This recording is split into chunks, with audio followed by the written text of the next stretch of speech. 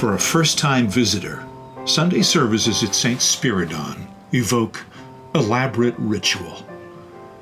After the ringing of 8 bells mounted on the church's side porch and tower, worshippers of all ages assemble in the square nave, most standing throughout the hour-long liturgy. Priests perform a complex choreography before the altar, featuring arrivals and departures through multiple doorways, curtains that open and close, and mesmerizing recitations accompanied by a choir.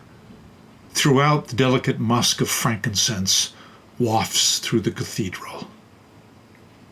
We believe in the literal power of the sacred, says John Cox, the church's official zvonar, or bell ringer.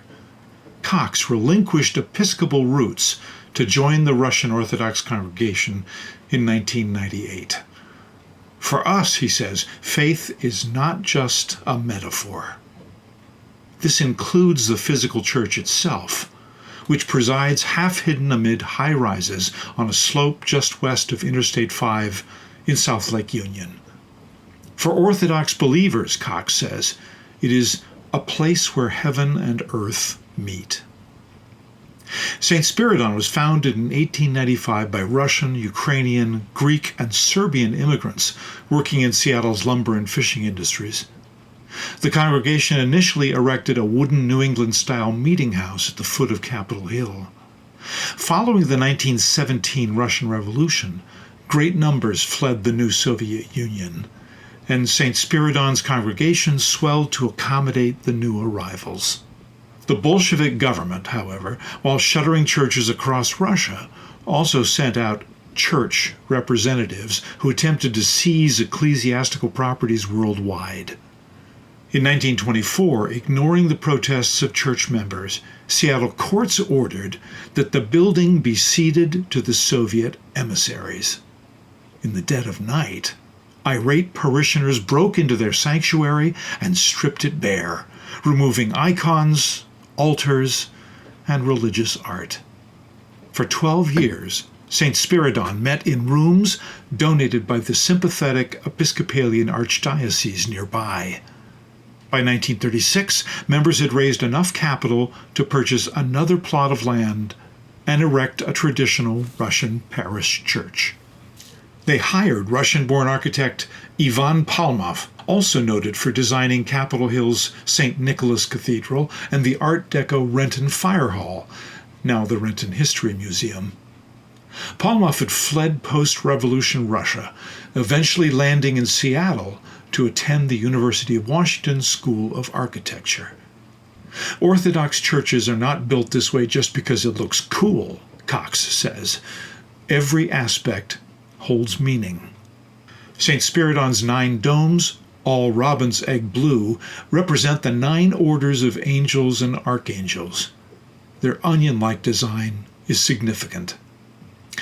They are shaped, he says, like the tongues of fire that appeared over the apostles' heads on Pentecost.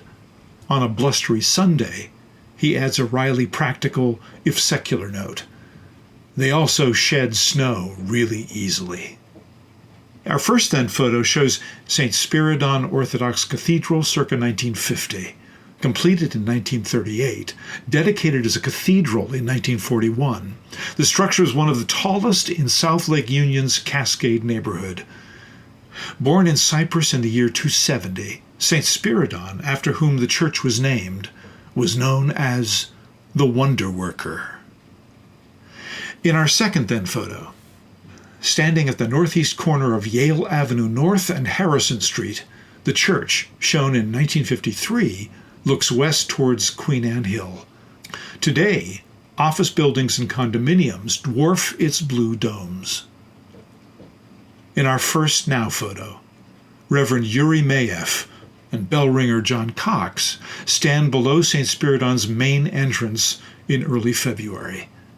The lively congregation counts 100-plus families in its rolls.